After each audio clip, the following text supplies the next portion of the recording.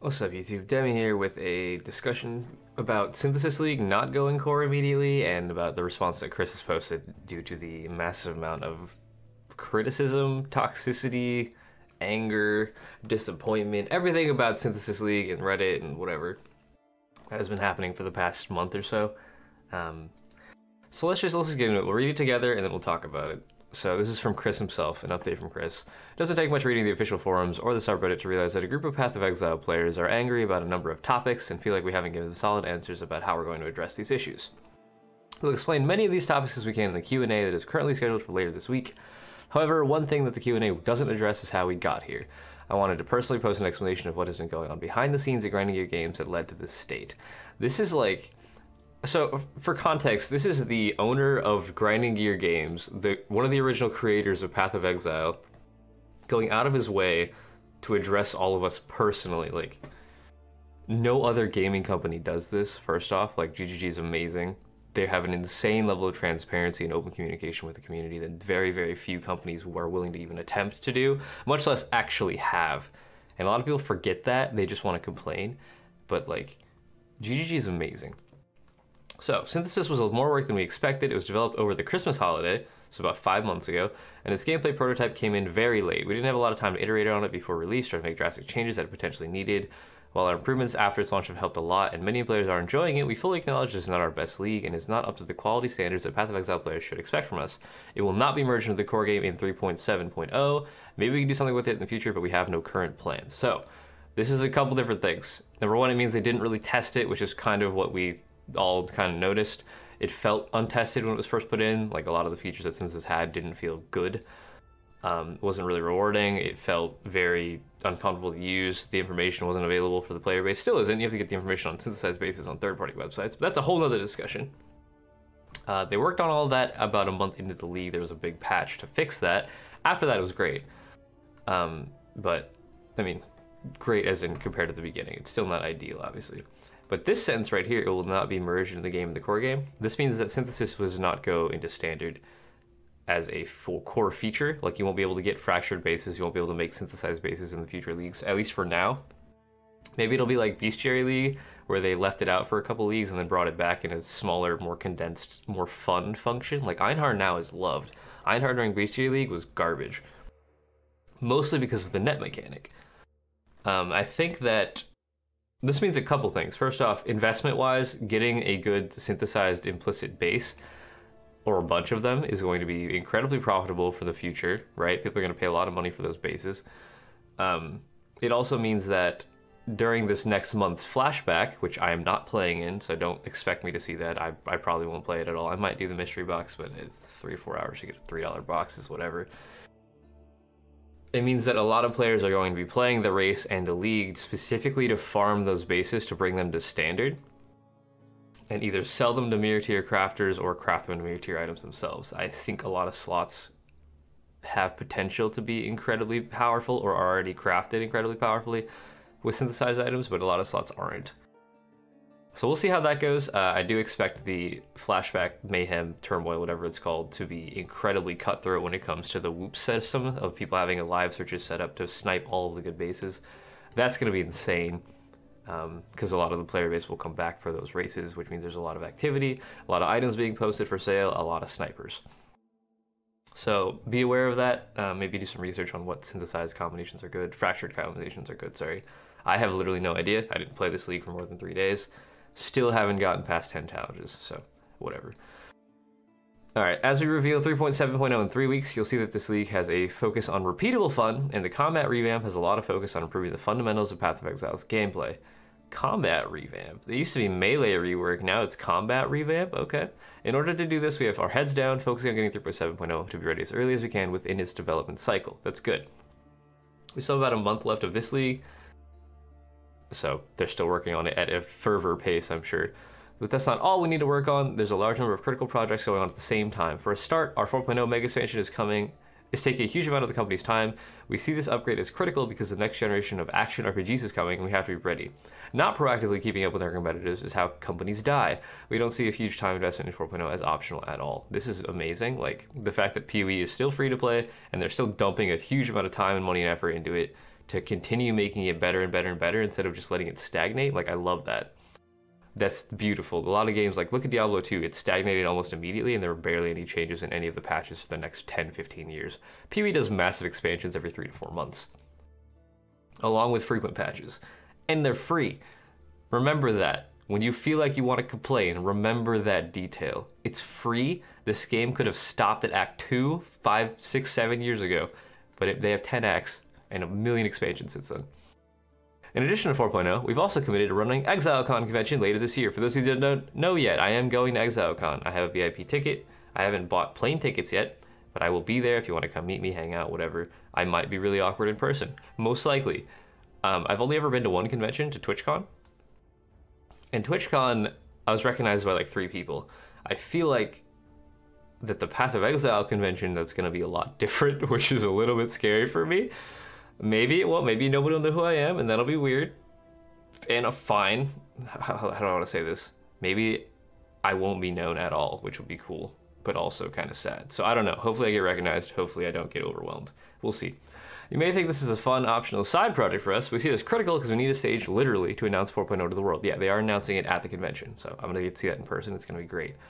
Talking to other developers has shown us that the conventions are by far the best way to market a new product of this size, especially when they're broadcasted to the world. They will be live streaming it, and I believe you're allowed to live stream at the convention, so that'll be cool. It's a pretty huge thing. Like, we're going to see everything at the convention. All right, and then there's the Korean launch. South Korea is a large market. We feel like we're years late to release there. Yeah, that is a bit weird. South Korea is like, if you want a game to do really well, you release it in South Korea and see how it does. PoE would do great there, I think. Due to that, we committed with our publisher to a release in Korea alongside 3.7, and we will meet this commitment, but it's yet another product to handle concurrently. So they're working on 4.0, they're working on ExileCon, they're working on 3.7, they're working on Synthesis still. And there's various issues with Path of Exile on the console platforms, which we feel bad about because we have made promises that we haven't yet fulfilled. After the Xbox launch, all of our console resources went into preparing the PS4 release, which we didn't spend enough time supporting the feature requests from the Xbox community. Now that the PS4 version has launched, we need to make headway on console features. I believe they don't have trade yet on either console system, and there's a lot of like crashing. The syndicate loading stuff is an issue on both consoles. I have actually been seeing a lot of Twitch streamers playing on either Xbox or PS4, so that's kind of cool. They're coming in, like more people are coming into the Path of Exile community due to all these new platform expansions, due to all the new realms. The South Korea launch will be huge, assuming that it's another realm that is able to play with like the majority of the current realms. Like Xbox is separate from PlayStation 4, is separate from PC, but I'm not sure if South Korea will be on the global PC side of things, or if it's going to be like the China realm, which is its own separate thing. I don't know yet. We'll see. I'm excited either way. More people playing the game is great. All of these areas through 3.7 to the eventual release of 4.0 are going to make massive and lasting fundamental improvements to PoE. We've been making great headway and are incredibly excited to show this work when it's ready. However, this has all come at a cost. While we have released many patches during the 3.6 cycle to address community concerns, the significant internal development focus during the long-term Path of Exile Path of Exile has meant that we have not... Wow, sorry, I can't read. Has meant that we have chosen not to prioritize things like completely overhauling Synthesis or creating an entire new type of 1-month race. The 1-month race that we're doing at the end of this league or soon is the same race that we had a year ago. They just copy-pasted it, which a lot of people were upset about, but it makes sense given this context. Every week there are feedback threads about many different topics. The community generally do a great job of constructively presenting reasons for not wanting various changes, and we appreciate that. Generally being the key word here. A lot of people are incredibly toxic with the way that they like to criticize UGG. Instead of offering a reason or a way to make it better, they choose to target specific community members or specific devs or like people. Like, don't do that. Criticize the game, give options on how to fix the game. Don't just be like, GG's shit, GG doesn't care. Because that's just fucking wrong. They care more than anybody else, ever. When given this feedback, we have 2 options. Assemble the team of 7 key people, the Avengers, no, I'm just kidding, who are needed to solve the issue, discuss it for half a day, and then lock in the solution, so we can at least tell the community what the plan is, even if it's a little while before we get to it. An example of this is when we made large functional and balance changes to Delve based on community feedback. That was a huge change. The drawback with doing this is that it derails up to 7 important projects that we're working on in order to solve the problem.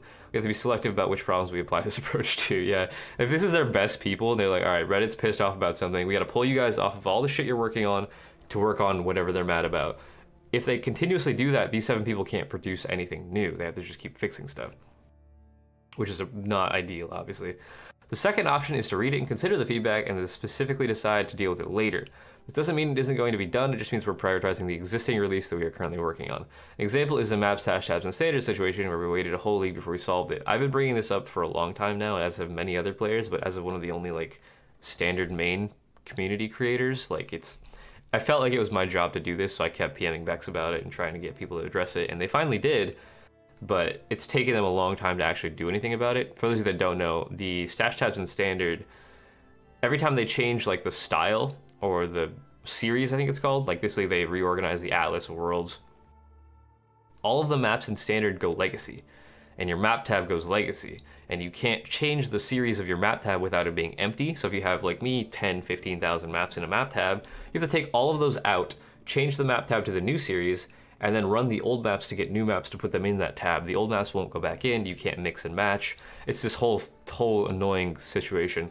But they have added a button, not yet, but they're working on adding a button to just convert all of the maps in that tab to the most recent series. So going forward, since they've chosen to change the series every single league, there's just going to be a button for standard players to click that button, and all of your maps in that stash tab are converted to the new tier's 1-to-1 ratio, as far as I'm aware.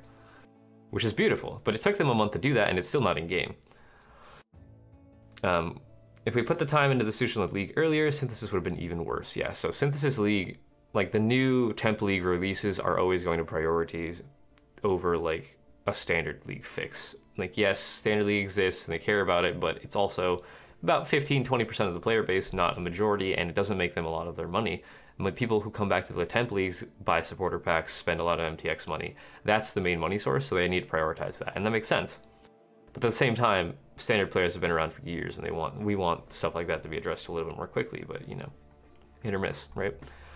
Simply put, we can't fix every problem every league. There are going to be problems we can't address quickly. We'll get to them as soon as we can. Yeah, exactly. A big topic in the gaming industry recently is development crunch. Some studios make their teams work 14-hour days to pack every patch full of the most fixes and improvements possible. Sometimes when we read our own patch notes threads and community feedback, we feel that we're being asked to do the same. I will not run this company that way. Chris is super serial right now, like that's important. While there's inevitably a bit of optional paid overtime in your league releases, the vast majority of a Path of Exile development cycle has great work-life balance. This is necessary to keep our developers happy and healthy for the long term, but it does mean that some game improvements will take a while to be made. Like, that's beautiful. They're not forcing people to work, they're not forcing people to get paid overtime, whatever it might be. A lot of the times when you look at like documentaries about the old stuff, like if you look at Diablo 2 documentaries, way back in the day, they were doing like 20-hour days. That's all they got to do was come in and work, and then they left. Like, they weren't getting paid per hour, they were just getting paid to finish the project. Maybe that's wrong, I don't know. It's been a while since I've watched those, but like, they worked 24/7 to get stuff done, and it still wasn't enough time, and then they just released it anyway.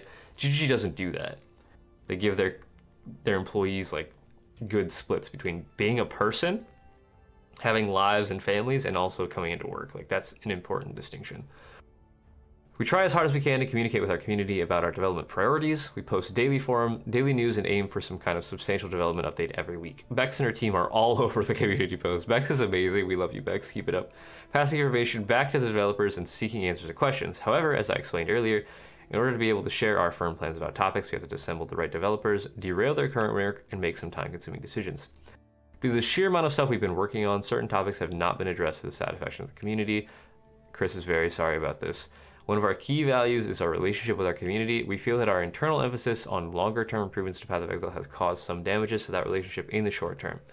We will make sure that we find a good balance between addressing immediate concerns and making long-term improvements the game needs. Later this week, we'll post our first set of answers to the questions from the Q&A. I believe there's a forum topic that I posted in, and a bunch of others have posted in about like just general questions that they want to ask GGG. They will make sure that includes all of the hot topics such as synthesis, trade, console improvements, ExileCon races, etc. We can't wait to announce 3.7 in 3 weeks. Its name is on the list. For those of you that don't know what the list is, there is a list of most popular metal bands. Let me pull it up. That a lot of the leagues have come from. For those of you that didn't know this is just funny. But it has a bunch of names of bands, and a lot of our past leagues have been on here. Nemesis is on here. Oh god. Torment is on here. Legacy's here. I'm trying to scan this really fast. Betrayal, basically, is there. Abyss is here.